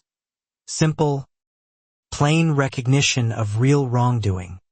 Miles eventually returned home to Ohio once his mother recovered fully, though he stayed in close touch, calling regularly, still occasionally sending photos of new skateboard tricks he'd mastered since leaving Maple Ridge behind him that summer. He told me once the whole ordeal had taught him something important about speaking up early. "I used to think staying quiet kept things safe," he said during one call. But staying quiet is what let her keep doing it for so long. Speaking up, even scared, is what actually stopped her. I told him that was probably the single most important lesson anyone involved in that entire summer had learned. Renee's career took an unexpected turn afterward too, transferring eventually into a community relations liaison role partly inspired by everything we'd experienced firsthand. She began working directly with residents facing exactly the kind of institutional intimidation Gail had perfected, helping people recognize their actual rights before fear convinced them silence was safer. I sometimes still drove past Gail's old house, now sold to a young family who had no idea about its complicated history, just a quiet suburban home like any other on the street. Life had simply, quietly, moved forward, the way ordinary neighborhoods eventually do once the extraordinary finally settles back into calm. The new HOA board, a full year after everything concluded, held its first anniversary meeting under the reformed bylaws, complete with published financial statements projected openly for every resident to review freely. Pam, now serving as chair herself, opened the meeting differently than Gail ever had. "Questions are always welcome here," she said simply. That single sentence, so ordinary on its surface, represented everything the neighborhood had fought to reclaim. A community where authority answered to residents rather than the reverse, where questions were treated as reasonable civic participation rather than threats requiring punishment, and where nobody ever again feared their own front door. Renee and I stayed at Maple Ridge, ultimately choosing to remain rather than sell despite everything we'd endured there. Leaving had always felt like exactly what Gail wanted from families like ours. Staying, rebuilding, watching the community heal itself slowly into something genuinely better, felt like the truest form of justice available to us. Occasionally, at neighborhood gatherings, someone new would ask, curious, why the community's bylaws included such specific, unusually detailed protections around document verification and resident privacy. Pam usually answered simply, without naming names directly anymore. "We learned the hard way," she'd say. "That authority without accountability always eventually turns predatory." 2 years after the arrest, Gail completed her sentence and was released, quietly relocating to another state entirely, far from Maple Ridge and whatever remained of the reputation she'd once wielded like a weapon across an entire suburban street. Nobody heard from her again directly, though her name occasionally surfaced in cautionary conversations. Denise eventually stepped back from her advisory board role, satisfied the reforms she'd helped establish had taken permanent root within the community's culture rather than remaining dependent on any single vigilant individual. "It runs itself properly now," she told me during our last real conversation. "That's exactly how it should always have been."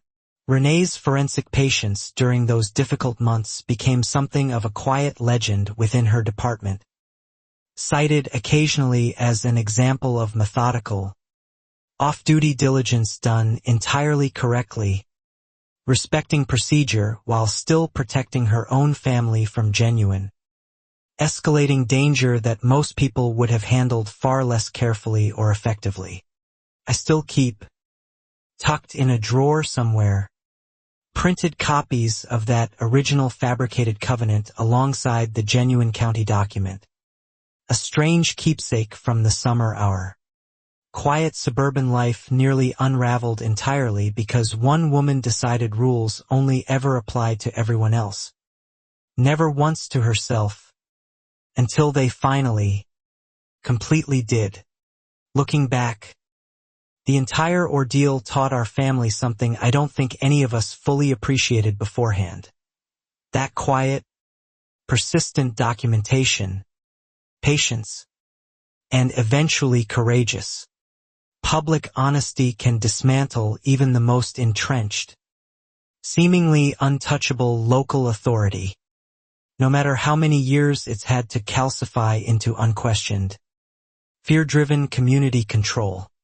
Miles, now finishing high school back in Ohio, still talks occasionally about that summer, usually with a kind of proud disbelief that he actually lived through something so dramatic. Nobody at school believes half of it, he laughed during our last video call. The lady who broke in and I remind him, every time, that the story isn't really about Gail's dramatic downfall at all, satisfying as that part remains. It's about an entire neighborhood slowly relearning that silence protects abusers far more reliably than any fabricated rulebook ever could, and that speaking up, even scared, remains the only real antidote available. Renee and I, sitting on our porch most evenings now, still occasionally watch new families move into Maple Ridge, unpacking boxes with the same hopeful nervousness we once felt ourselves.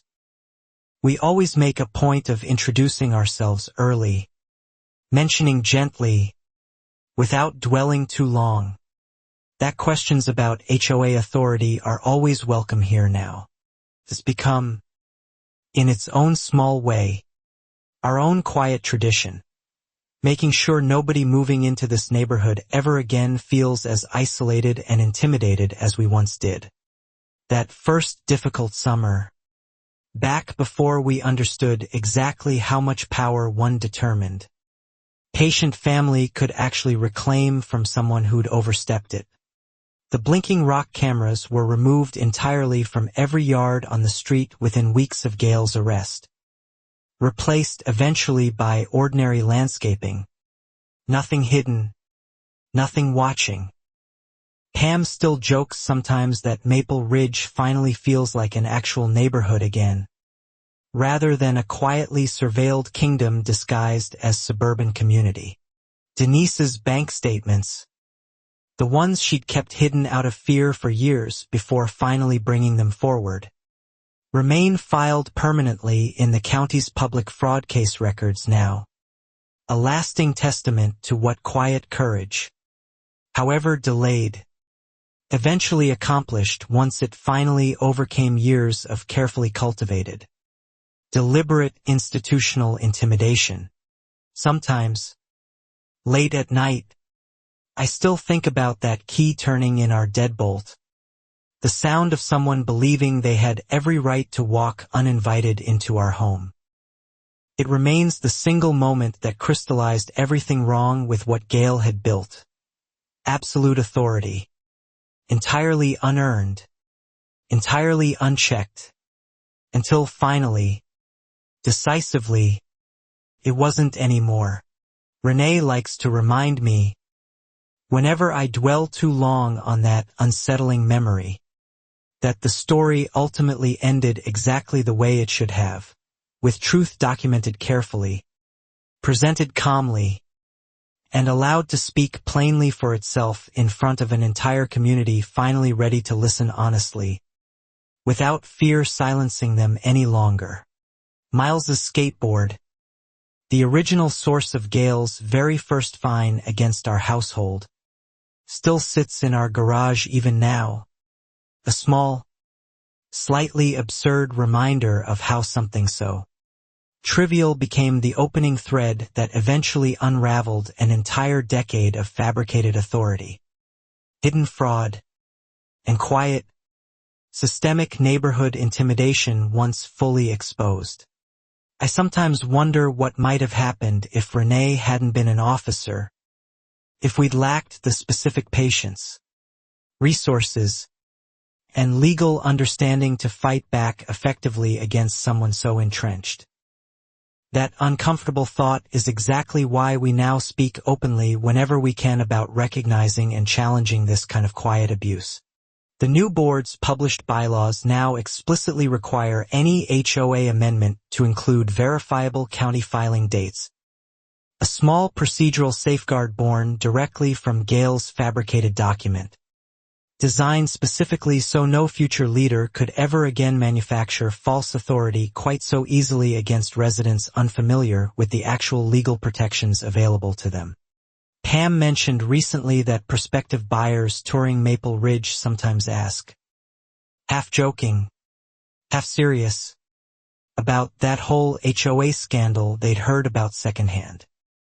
She always answers honestly now, without embellishment or excessive drama. It happened, she tells them. And it's exactly why this community works so differently, so much better, today. Denise's advisory recommendations eventually became a model shared informally with several neighboring associations, each grappling with their own histories of unchecked leadership authority. What began as one family's quiet, patient investigation into a single fabricated document ultimately rippled outward, protecting communities well beyond our own modest cul-de-sac entirely. I think, honestly, that's the part of this story I'm proudest of. More than Gail's arrest, more than the courtroom verdict itself. It's the fact that our particular ordeal became something genuinely useful afterward. A cautionary example that helped other families recognize similar patterns before they ever escalated quite this dangerously again. Renee still keeps that original security footage backed up. Years later, not out of lingering fear anymore, but simply as documented proof that patience, careful evidence gathering, and eventual honest confrontation remain powerful tools against even the most entrenched, seemingly untouchable local authority, however long it's had to calcify unchecked. Miles graduated high school last spring, and during his commencement speech, unexpectedly, he referenced that formative summer directly, without naming anyone specifically. I learned that staying quiet to avoid conflict usually just prolongs it, he told his classmates. Sometimes the scariest thing to do is also, eventually, the only right one. Watching him speak those words from the audience, Renee squeezed my hand tightly, both of us remembering exactly how frightened and uncertain he'd been that first summer, hiding his skateboard, apologizing constantly for simply existing in his own family's home under someone else's fabricated, entirely unwarranted suspicion and control. Maple Ridge today looks, on its surface, like any ordinary suburban neighborhood: mowed lawns, mismatched mailboxes, kids skateboarding freely down quiet streets without glancing nervously over their shoulders anymore. Nothing about its appearance hints at the fraud, fear, and quiet courage that once defined an entire difficult, transformative summer here. That, I've come to realize, is exactly what genuine justice often looks like afterward. Not dramatic, not theatrical, just ordinary life quietly restored to people who deserved it all along. Free from manufactured fear disguised as community governance. Free from someone else's fabricated authority dictating how safely they lived inside their own homes. Gail Whitmore's name rarely comes up anymore around Maple Ridge, mentioned occasionally only as a cautionary reference point during new resident orientations, a brief historical footnote rather than the constant, looming presence she once represented across every mailbox, every fine, every anxious glance neighbors once exchanged before daring to speak honestly. I still think, sometimes, about her final words to me that night, standing in our entryway, key ring abandoned on our table. "You'll regret crossing me," she'd said. Standing here now, years later, watching Miles thrive, watching this neighborhood heal genuinely, I can say with complete certainty that I never once did. Renee's off-duty diligence, her patience, her refusal to let fear dictate our family's response, ultimately became the quiet turning point that unraveled everything Gail had spent over a decade carefully constructing. It wasn't dramatic heroics that stopped her. It was careful documentation, community courage, and simple, unwavering, patient persistence that, perhaps, remains the truest lesson from that entire difficult summer. Unchecked authority, however intimidating it initially appears, almost always depends entirely on everyone else's continued silence to survive. The moment that silence finally breaks, genuinely and collectively, even the most entrenched fabricated control eventually, inevitably, comes apart completely. Miles left for college this fall, skateboard packed carefully among his belongings, no longer a source of fear or fines but simply an ordinary part of who he is. Before leaving, he thanked us both again for standing beside him that difficult summer rather than asking him to simply shrink himself smaller to survive it. Renee told him, as he loaded the last box into his car, that he'd actually taught us something equally important in return, that recognizing injustice early, even as a scared teenager, and refusing to simply accept it as normal, remains just as brave as anything either of us ever did throughout that entire ordeal. Standing in our driveway now, watching him drive away toward his new life, I found myself thinking back to that very first violation letter. $25 for trash cans left out too long, and how impossibly far that small, almost laughable beginning had eventually traveled before everything finally, completely, came undone. It was nearly midnight when the second, far more dangerous confrontation truly began, months after that first driveway key incident, during the brief window between Gail's arrest and her eventual guilty plea, when she remained free on bail and increasingly desperate to salvage whatever remained of her unraveling reputation and freedom. Renee had been called into an unexpected overtime shift that night, leaving Miles and me alone at the house, something that had become routine again since we'd assumed the immediate danger had passed following Gail's arrest months earlier. We hadn't fully accounted for how desperate a cornered, deeply indebted person could still become. I woke around 11:30 to the faint sound of our side gate latch clicking open, a sound distinct enough from the wind that it pulled me instantly upright in bed, heart already pounding before I'd even fully processed why. Miles's room sat directly above that same gate, closer to whatever was happening outside. I checked our security app immediately, heart sinking as the live feed showed a figure moving carefully along our side fence line, face obscured beneath a dark hood despite the summer heat. moving with the deliberate, familiar posture of someone who knew exactly where our cameras were positioned and angled. I called Renee immediately, voice low and controlled despite the fear tightening my chest. She answered within one ring, still on shift nearby. "Someone's in the backyard," I told her, moving toward the side door. "I think it's her again." Instant. Sharp, already shifting into full professional focus. "Lock every interior door. Get Miles into the hallway bathroom. No windows. And stay on the line with me," she said, already requesting backup dispatch to our address as she spoke. Voice steady despite the urgency clearly building beneath it. I moved quickly, waking Miles with a whispered explanation as we hurried together.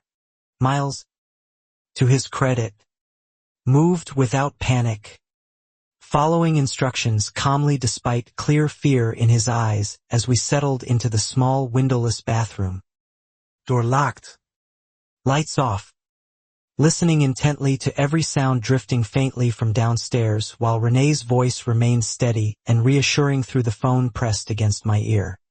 We heard the side door handle rattle once, then twice, followed by a sharp metallic scraping sound against what I recognized immediately as our secondary lock. The one we'd installed specifically after the driveway key incident months earlier, hoping desperately now that the upgrade would actually hold against whatever was happening downstairs. "Backup's 4 minutes out," Renee said quietly. "I'm 2 minutes behind them myself. Stay exactly where you are. Don't open that door for anyone except me directly." Understood clearly.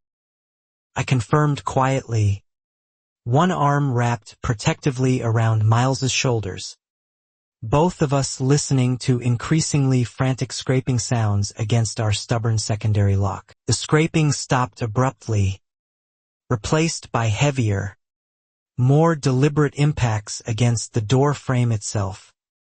Someone clearly attempting forced entry now rather than quiet, careful intrusion. Miles flinched at each impact, and I found myself, despite genuine fear, focusing entirely on keeping my voice calm and steady for his sake. "It's going to be okay," I told him quietly, meaning it as much for myself as for him. "Your aunt's almost here. The door's holding. Minutes." He nodded, though his hands were shaking slightly, gripping the edge of the bathroom sink like an anchor. Through the phone, I heard Renee's radio chatter suddenly sharpen. Dispatch confirming units arriving on scene, followed by the distinct sound of sirens, finally cutting through our quiet neighborhood, growing louder with each passing second until they seemed to arrive almost directly beneath our bathroom window itself. The impacts against our side door stopped entirely the moment those sirens became audible from outside, replaced instead by rapid, retreating footsteps across our backyard patio. Someone clearly abandoning their attempt the instant they realized law enforcement had arrived far faster than they'd apparently anticipated during their planning that night. "They're running," I told Renee, listening carefully to the fading footsteps. "Stay inside. Stay locked. Let the responding officers handle pursuit," she said firmly. "I'm pulling in now." I heard her voice clearly through both the phone and directly downstairs, calling out that it was safe to come down. Miles and I emerged cautiously from the bathroom, finding Renee already directing 2 responding officers toward our backyard fence line, flashlights sweeping methodically across the grass while a 3rd officer examined the significant damage left against our side door frame. Splintered wood evidence of just how forceful the attempted entry had actually been. They caught someone, Renee said, jogging back toward us within minutes, phone still in hand. 2 streets over, hiding behind a dumpster. Female. Matching general description. My stomach tightened immediately, already anticipating exactly who that description would eventually confirm once officers brought her into clearer light for identification. It was Gail, disheveled and breathing hard, hood pulled back now, gloves still on her hands. A small crowbar recovered discarded nearby in the alley where she'd apparently dropped it during her hurried, unsuccessful escape attempt from the property she just tried forcibly breaking into for the 2nd time that year. She violated her bail conditions completely, Renee explained quietly as officers secured her nearby. No contact with any witnesses. No proximity to our address whatsoever, explicitly outlined in her release terms. Attempted forced entry, on top of that violation, means she's not seeing bail again anytime remotely soon after tonight. Miles watched from our porch, uncharacteristically quiet, as officers walked Gail past our house toward a waiting patrol car. She didn't look toward us this time, didn't offer any parting threats or justifications. She simply stared straight ahead, seemingly finally, fully understanding exactly how completely everything had unraveled beyond any recovery. Why would she risk everything again? Miles asked quietly once the patrol cars finally pulled away. When she was already facing charges from before? I didn't have a fully satisfying answer ready. Renee offered one instead. Desperation, she said simply. People who've built their entire identity around... The following morning brought official confirmation. Gail's bail was revoked entirely.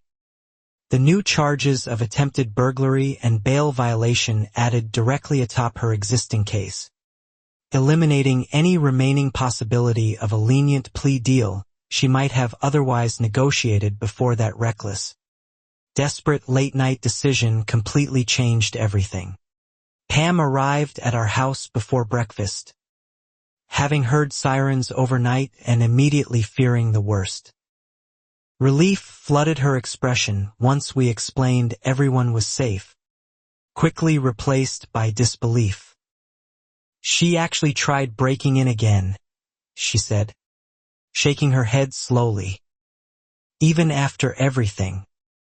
I genuinely didn't think anyone could be that reckless. Renee spent much of that morning working alongside the responding officers, providing additional statements and ensuring every piece of evidence. The damaged door frame, the discarded crowbar, the security footage, was properly documented for what had now become a significantly more serious criminal case than anyone had originally anticipated months earlier. Miles, remarkably steady given everything he'd just experienced, insisted on helping repair the damaged door frame himself that same afternoon, working alongside me with quiet, focused determination. I don't want it just sitting there as a reminder of being scared, he explained. I want it fixed by us, properly, together. That small act of quiet resilience struck me deeply, watching a teenager who'd been targeted, threatened, and now nearly harmed directly choose active repair over passive victimhood. Renee noticed too, watching us work from the kitchen window, something like fierce pride visible clearly in her expression throughout that entire long afternoon. The county prosecutor's office moved quickly following the attempted break-in, formally amending Gail's charges to include attempted burglary, criminal trespass, and violation of pretrial release conditions, each addition significantly strengthening the state's overall case while eliminating almost entirely any remaining leverage her defense attorney might have hoped to negotiate. Denise called that evening, having heard the news through the neighborhood grapevine faster than any official announcement could travel. "I keep thinking about how close that could have ended so much worse," she said quietly. "I'm just grateful you're all okay. Truly, I have forgiven myself otherwise." I reassured her, as I had many times throughout that long ordeal, that none of Gail's escalating choices belonged to anyone but Gail herself. Denise's earlier silence, however regrettable, hadn't forced anyone's hand that night. Only one person had chosen, deliberately and repeatedly, to escalate rather than accept accountability for her actions. Renee's department commended her handling of the situation formally this time, noting specifically how her calm, methodical instructions over the phone had likely prevented serious harm to both Miles and myself during those tense, uncertain minutes while we waited inside that small, windowless bathroom for backup to finally arrive.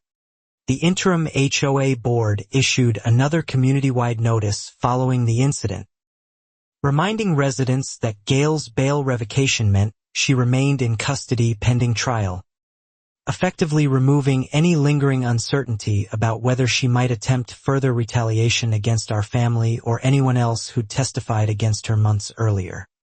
Pam suggested organizing a small security review for the entire street afterward, encouraging neighbors to consider similar lock upgrades and camera systems we'd installed following the earlier driveway incident.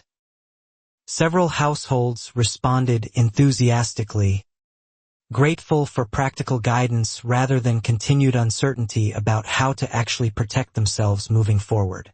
Miles's mother called from Ohio that same week, having heard secondhand details through worried family group chats. She offered, gently, to arrange for Miles's early return home if the situation felt too dangerous or unstable. Miles, surprising everyone slightly, asked to stay through the rest of summer as originally planned. "I don't want to leave because I'm scared," he told her directly during that call, phone on speaker in our kitchen.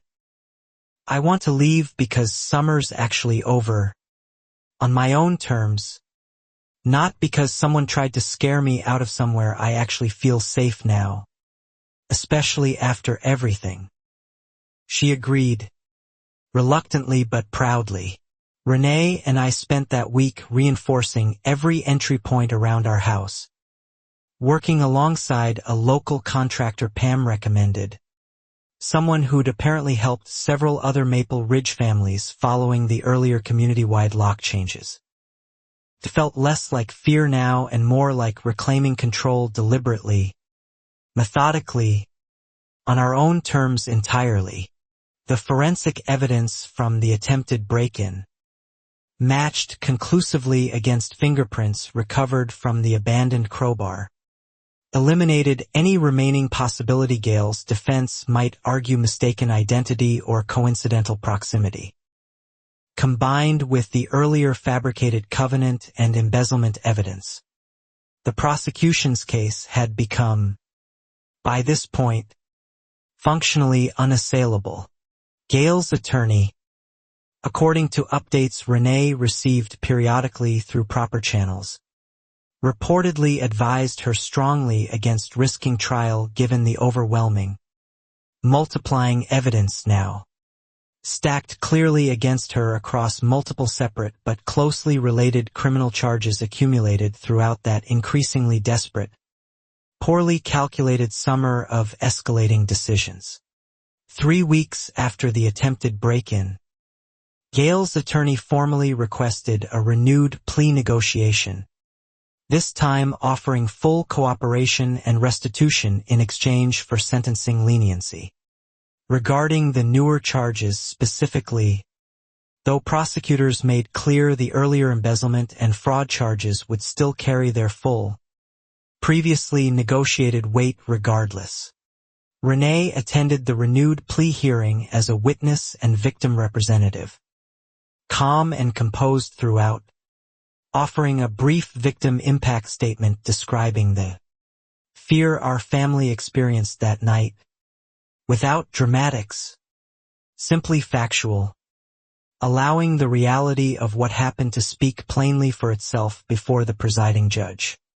Miles asked to submit his own written statement as well, something I hadn't expected but deeply respected once I read his careful, thoughtful words describing what it felt like to be a teenager hiding in a locked bathroom, listening to someone trying to break in, simply because he'd once left a skateboard outside too long.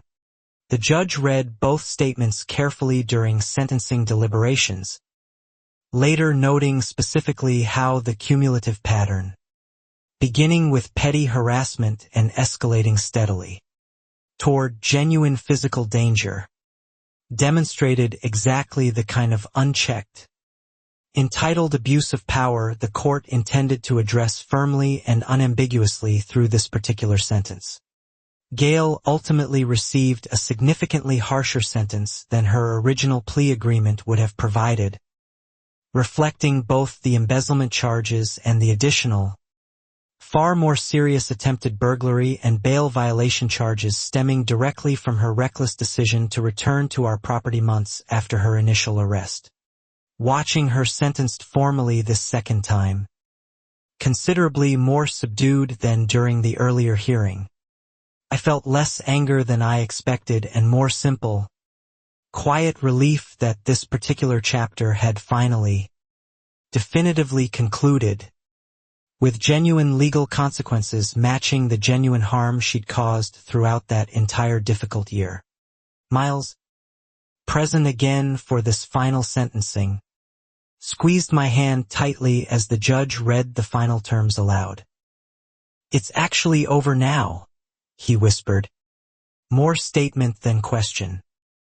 I nodded, watching Gail led away one final time, understanding finally, completely, that he was right, and that we genuinely, truly won. In the weeks following that final sentencing, additional details emerged during the restitution proceedings that reframed our understanding of Gail's motivations even further, painting a picture more calculated and less simply desperate than we'd initially assumed throughout the earlier stages of this entire, exhausting ordeal. Investigators discovered Gail had specifically targeted newer homeowners repeatedly over the years, families less familiar with HOA governance procedures and therefore less likely to challenge her fabricated authority effectively, a deliberate pattern rather than random selection, designed to maximize compliance while minimizing any realistic risk of organized pushback. Her late husband's original construction records, subpoenaed during the broader fraud investigation, revealed he'd never actually distributed master keys as generously as Gail had claimed publicly. Only 3 keys had ever existed beyond standard homeowner copies, and Gail had personally, deliberately retained all 3 following his death years earlier. That detail eliminated any remaining ambiguity about her access to our home. She hadn't simply forgotten to return an old key. She'd knowingly, deliberately kept a master key specifically for situations exactly like the one she'd engineered against our family, planning her intrusion methodically rather than acting on any spontaneous impulse. The forensic audit also uncovered a pattern of smaller fabricated amendments used against at least 4 other households besides ours over the preceding decade, each timed carefully around residents experiencing personal hardship, financial strain, or simply insufficient community standing to challenge her authority effectively without outside assistance. Prosecutors used this broader pattern to argue successfully against any characterization of Gail's actions as isolated desperation, instead framing her decade-long conduct as sustained, calculated predation against vulnerable residents specifically selected for their reduced likelihood of successful resistance, a characterization the judge ultimately found entirely, thoroughly persuasive. Denise, testifying again during the restitution hearing, revealed one final detail she'd withheld even from Renee during their earlier conversations. Gail had explicitly instructed her, years earlier, to identify which new households seemed easiest to manage, based on financial records Denise had access to through her treasury position. That single admission transformed the entire narrative once more, revealing Gail hadn't merely reacted defensively to perceived threats against her authority.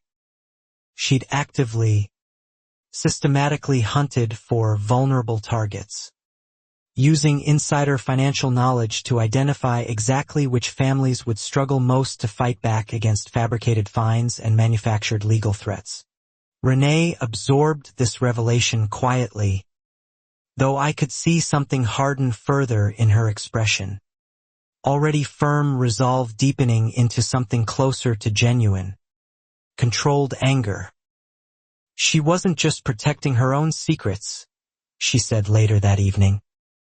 She was actively predatory, choosing victims deliberately. That's so much worse than desperation.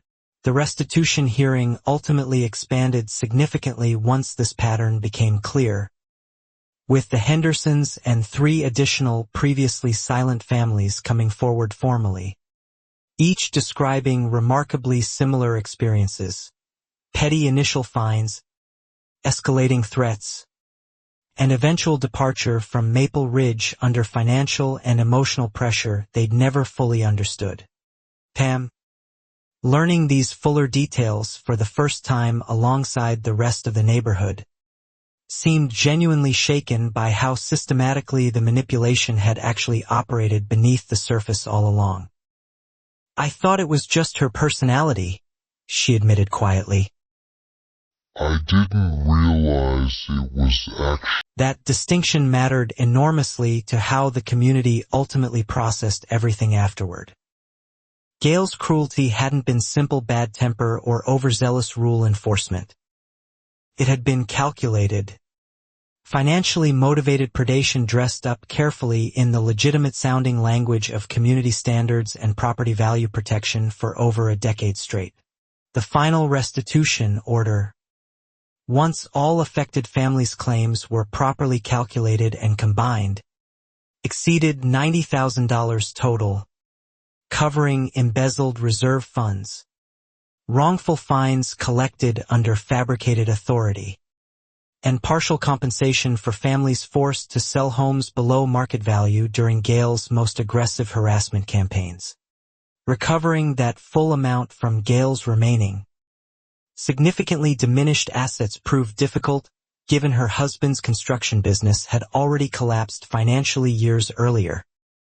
Still, the formal legal acknowledgement of harm mattered enormously to families like the Hendersons, who'd spent years quietly wondering if they'd simply imagined the deliberate targeting. Renee helped several of these families navigate the restitution claims process personally, applying the same careful, methodical patience that had originally uncovered Gail's fraud against our own household months earlier. Watching her help others recover some measure of justice felt like a fitting continuation of everything we'd already been through together. Miles, following these later revelations closely even after returning briefly to Ohio between summer sessions, called specifically to ask more about the Henderson situation. That's so much colder than I realized, he said quietly. She wasn't just mean. She was actually hunting people. That's genuinely terrifying when you think about it. I agreed, though I reminded him that recognizing the true scope of her calculated cruelty ultimately validated everything our family had done to fight back rather than simply comply quietly like so many families before us. Understanding her methods fully only reinforced how necessary our resistance had actually been from the very beginning. The county eventually used Maple Ridge's case as a formal training example for other HOA oversight boards regionally, illustrating exactly how easily fabricated authority could operate. Unchecked for years when residents lacked accessible information about verifying governing documents and challenging suspicious fines through proper legal channels available to them. Renee occasionally consulted informally on these regional training sessions, sharing practical guidance drawn directly from our own experience. Always request certified original covenants, document every interaction carefully, and never assume an HOA leader's confidence and longevity in the role automatically translates into genuine, legitimate legal authority over residents. Pam, now firmly established as the Reformed Board's chair, implemented a permanent policy requiring annual third-party financial audits regardless of any complaints or suspicions, specifically designed to prevent any future leader from ever again operating for years unchecked the way Gail had managed to for over a decade straight. Denise's earlier complicity, though understandably rooted in genuine fear, remained something she continued processing long after the case concluded formally. She eventually became an advocate specifically for Treasury transparency within HOA governance broadly, determined that her particular mistake might at least prevent similar situations elsewhere going forward. I found myself, throughout that entire extended restitution process, reflecting repeatedly on how close an entire decade of calculated predation had come to remaining permanently hidden, dependent entirely on whether any single family eventually possessed the specific resources, patience, and courage necessary to finally challenge it directly and effectively. Renee reminded me gently, whenever these thoughts crept in, that dwelling too heavily on what might have happened served little purpose compared to focusing on what actually did happen. A calculated predator finally, thoroughly exposed, genuinely held accountable, and a community meaningfully transformed as a direct result of that accountability. Miles's college applications that following year included, somewhat unexpectedly, an essay describing his experience that difficult summer, framing it thoughtfully around themes of institutional accountability and the courage required to challenge authority figures who abuse positions of trust for personal or financial gain at others' direct expense. Several admissions officers apparently commented specifically on that essay during his eventual acceptance calls, noting how unusually mature his reflections seemed for someone his age. I felt an enormous, quiet pride reading it myself, watching him transform what could have remained simple trauma into genuine, articulate personal growth instead. The Hendersons, having finally received their portion of the restitution settlement, sent a brief but heartfelt note to our household specifically, thanking us for pursuing accountability they'd never felt equipped to seek alone years earlier. "You gave us closure we genuinely never expected to find," their letter read simply. Reading that note together, Renee and I both recognized something important. Our fight against Gail had never really been just about protecting our own household from fabricated fines and threatened liens. It had become, gradually and almost accidentally, a fight for every family she'd quietly, systematically targeted before we ever moved in. That realization reframed the entire ordeal for me permanently. What began as an inconvenient dispute over a teenager's skateboard had ultimately exposed and dismantled a decade-long pattern of calculated financial predation. Protecting families, standing in our kitchen that evening, restitution notice in hand, Renee finally allowed herself something she'd carefully avoided throughout the entire lengthy legal process: genuine, unguarded relief. "It's really finished now," she said quietly. "All of it. Every fabricated document, every fine, is finally, completely, over for good." Maple Ridge continued healing steadily over the following year. The reformed board's transparency policies becoming simply routine practice rather than reactive precaution. New families moving in received, alongside their standard welcome packet, a brief document explaining exactly how to verify HOA authority and challenge suspicious fines through proper legal channels. Pam eventually stepped back from her board chair role after 2 productive years, satisfied the community's new culture of transparency and accountability had become genuinely self-sustaining rather than dependent on any single vigilant leader's continued presence to prevent backsliding toward the fear-based control Gail had once maintained so effectively. Renee's professional reputation within her department continued growing steadily. Her handling of the entire Maple Ridge situation frequently cited as exemplary off-duty conduct that nonetheless protected her family and community effectively without ever compromising proper legal procedure or crossing into inappropriate abuse of her own official position. Miles thrived at college, occasionally sending updates about coursework in political science. He credited partly to that formative summer's lessons about institutional accountability. "I actually want to study this stuff now," he told us during one visit home. "How power gets abused, and how ordinary people actually stop it." I found myself, occasionally still, driving past Gail's old house, now home to a young family entirely unaware of its complicated history. Simply another quiet address along an ordinary suburban street that had, slowly and deliberately, reclaimed its own sense of genuine safety and community trust. Denise remained active in transparency advocacy work regionally. Her earlier complicity transformed gradually into genuine expertise on preventing exactly the kind of financial predation she'd once helped enable through years of frightened silence, determined that her particular mistake might ultimately protect others from similar situations going forward permanently. Looking back now, years removed from that difficult, transformative summer, I understand clearly that justice rarely arrives dramatically or immediately. It arrives instead through patient documentation, careful courage, and neighbors finally choosing collective honesty over individual fear. One uncomfortable conversation and one uncovered fabricated document at a time. Renee and I still live on Larkspur Court, watching new families settle comfortably into a neighborhood that finally, genuinely earned its name.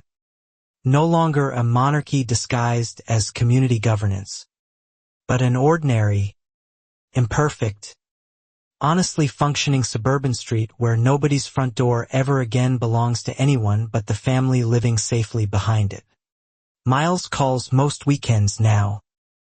Skateboard tricks mastered long ago. College life thriving.